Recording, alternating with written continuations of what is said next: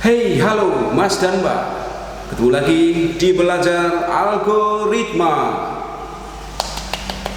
channel, di mana kita dapat belajar bersama tentang algoritma, teknik dan metode dalam machine learning. Seperti biasa, pada kesempatan kali ini kita akan membahas sebuah metode dalam machine learning dengan teori probabilitas. Siapakah dia? Kita panggilkan Bayesian classification. Mas dan Mbak, Bayesian klasifikasi akan kita hitung melalui 3 tahap. Yang pertama, perhitungan manual.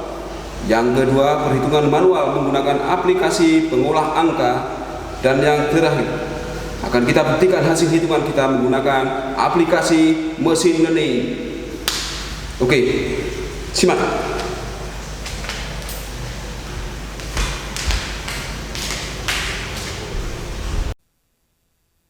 Oke, Assalamualaikum warahmatullahi wabarakatuh. Mas dan Mbak, kita langsung ke contoh kasus ya. Di sini kita akan mencoba memprediksi hasil belajar. Di situ terlihat ada 2 tabel, tabel training dan tabel testing ya.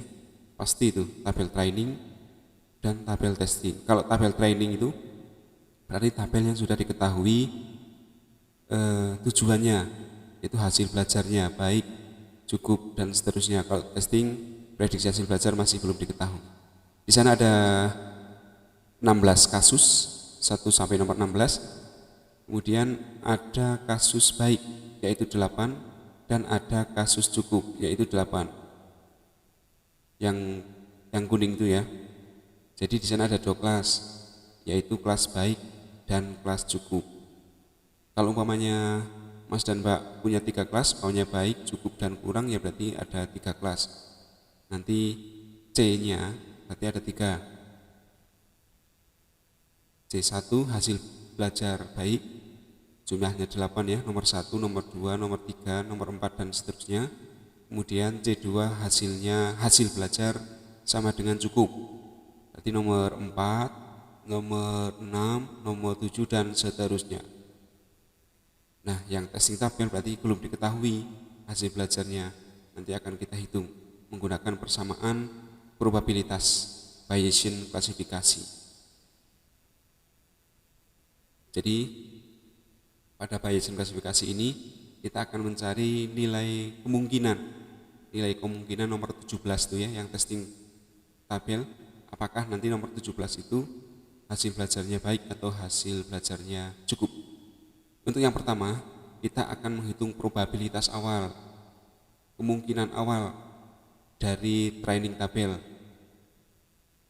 yaitu probabilitas hasil belajar baik. Kita hitung probabilitas hasil belajar baik itu sama dengan 8/16. Angka 8 adalah jumlah kasus baik, 16 adalah total kasus, hasilnya 0,5.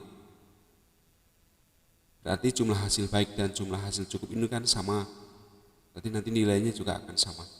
Hasil belajar cukup ada 8/16, yaitu 8 total cukup dan 16 total kasus, 1 sampai 16, 0,5. Oke, yang kedua, kita hitung testing tabelnya. Jadi X itu adalah nomor 17. X adalah nomor 17.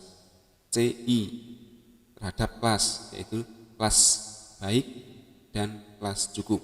Kalau CI-nya nanti I-nya ada 3 ya, berarti mungkin kelas baik, cukup atau kurang dan seterusnya. Yang pertama, kita lihat testing tabel. Di testing tabel itu, yang pertama, atribut pertama adalah pendidikan orang tua sama dengan SMP. Pendidikan orang tua SMP terhadap hasil belajar baik ya. Hasil belajar baik, kita lihat. Yang pendidikannya SMP, hasil belajarnya baik, kita lihat ke training tabel, berarti nomor 8 SMP baik sama nomor 15 SMP baik, berarti ada 2/8. 8 ini adalah total baik ya. Jumlah baik sama dengan 0,5. Kemudian kita hitung jika terhadap cukup pendidikan orang tua SMP terhadap HB ini hasil belajar ya, maaf ya. HB hasil belajar sama dengan cukup. Kita hitung, kita lihat di training tabel. SMP cukup berarti nomor 4 sama nomor 16, berarti ada 2 juga. 2/8 hasilnya sama ya, 0,25. Kita beralih ke pekerjaan orang tua. Di training tabel, lihat pekerjaan orang tua di training tabel. Pekerjaan orang tua sama dengan petani. Pekerjaan orang tua petani terhadap hasil belajar baik.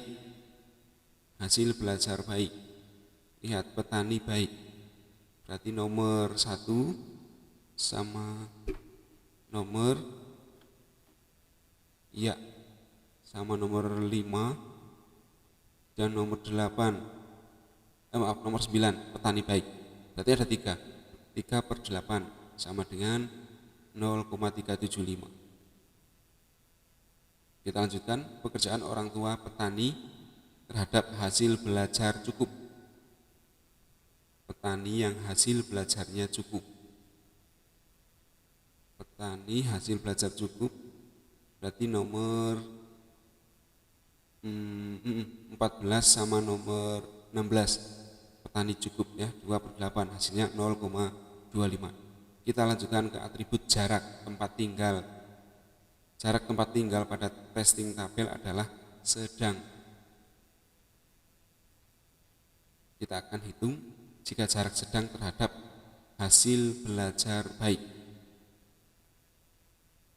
Jadi hasil belajar sedang nomor 5, nomor 13, ada 2 juga, 2/8 sama dengan 0,25. Kemudian jarak sedang terhadap hasil belajar cukup. Jarak sedang terhadap hasil belajar cukup, nomor berapa saja coba?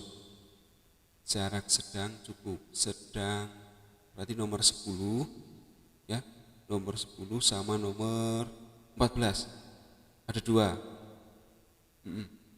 2/8 sama dengan 0,25. Kita lanjutkan ke atribut ekstrakurikuler.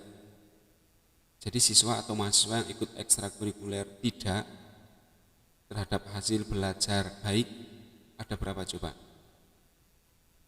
Kita lihat ekstra tidak baik berarti nomor 2, nomor 3, nomor 5, nomor 15, ada 15 berarti ada 4. 4/8 sama dengan 0,5. Nah sekarang yang ekstra tidak terhadap hasil belajar cukup. Jadi maksudnya tidak mengikuti ekstra, hasil belajarnya cukup. Kita lihat ada berapa orang coba. Nomor 7, nomor 10 sama nomor 14, 16 sama berarti. Ada 4/8, 0,5. Oke, sekarang yang menghitung waktu belajar atau kolom terakhir.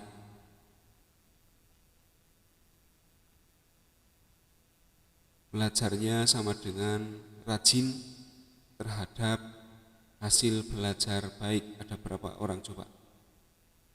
Hasil belajar baik sama dengan rajin baik.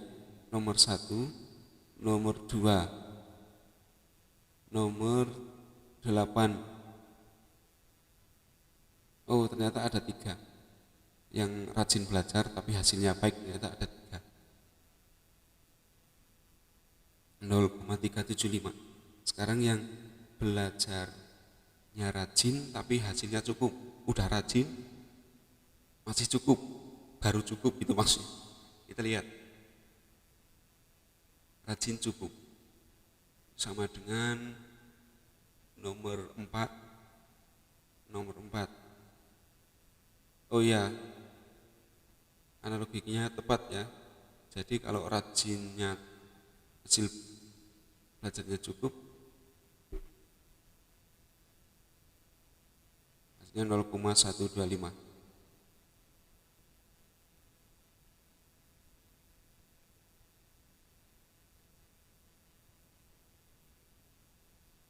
Oke, sekarang kita menghitung probabilitas kemungkinan P17 itu 17 itu maksudnya testing tabel itu kan nomor 17 ya, atau X. Kalau yang nomor 2 itu kita X, kita menggunakan X. Kalau yang nomor 3 P17 terhadap hasil baik. Yang saya cari 0,25, 0,375, 0,25, 0,5 dan 0,375 akan kita kalikan.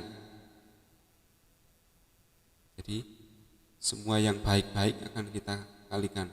0,25 kali 0,375 dikali 0,25 dikali 0,5 dikali 0,375. Itu semua yang hasil perhitungan baik kita kalikan, ketemu angka 0,004394 ya.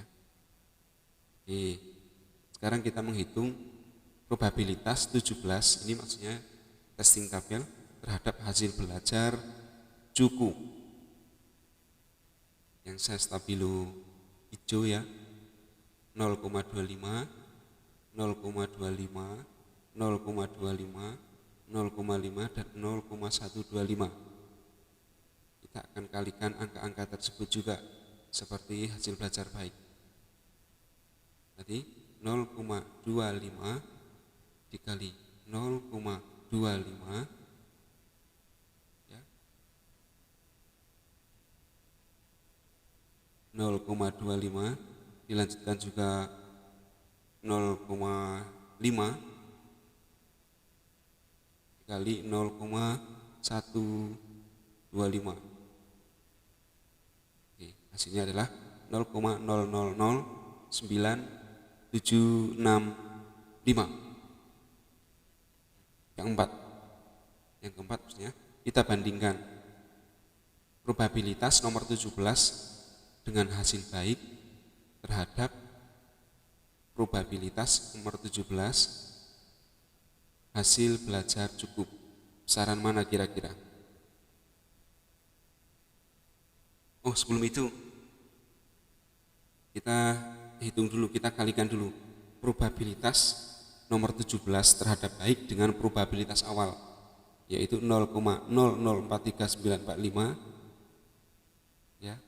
Itu probabilitas kemungkinan nomor 17 itu baik, nilainya adalah 43945 dikali probabilitas awalnya. Kita kembali ke atas, probabilitas awal yang saya lingkari itu berarti 0,5 sama dengan 0,02197. Nah, sekarang probabilitas nomor 17 terhadap hasil belajar cukup akan kita kalikan dengan probabilitas awal cukup. Oke, berarti angka 0,009765 yaitu probabilitas cukup. Jadi P17 memiliki nilai probabilitas cukup 0,009765 dikali probabilitas awal. Naik ke atas, ya, ada panah ya, 0,5 sama dengan 0,004882. Oke, nomor 5 kita bandingkan. Probabilitas nomor 17 itu baik dibandingkan dengan probabilitas cukup. Kira-kira besaran mana? Iya, benar. Probabilitas baik lebih besar dari probabilitas cukup. Jadi di sini bisa dilihat nomor 17 ini, testing tabelnya ini prediksi hasil belajarnya dia akan baik. Prediksi nomor 17 sama dengan baik. Nah, baik ini akan kita masukkan ke hasil tabel. Kita lihat. Iya. Baik. Kita sudah bisa menebak ya. Prediksi hasil belajar nomor 17 adalah baik. Oke, sekarang yang keenam. Kita akan mencari nilai akurasi dari masing-masing kelas. Jadi kelas baik sama kelas cukup ini akan kita hitung akurasinya. Akurasi baik sama dengan nilai probabilitas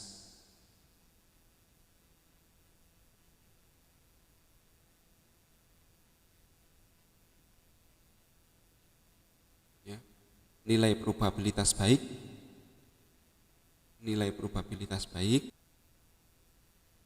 ditambah nilai probabilitas cukup ya, dikali 100% ya, untuk mencari nilai akurasinya sama dengan 82%.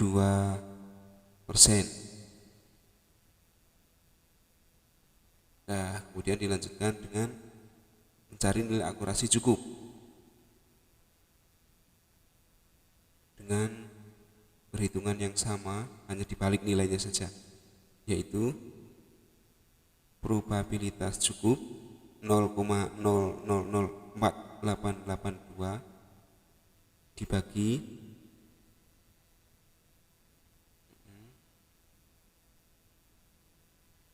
nilai probabilitas baik 0,002197 ditambah nilai probabilitas cukup 0,004882 dikali 100% sama dengan 18%.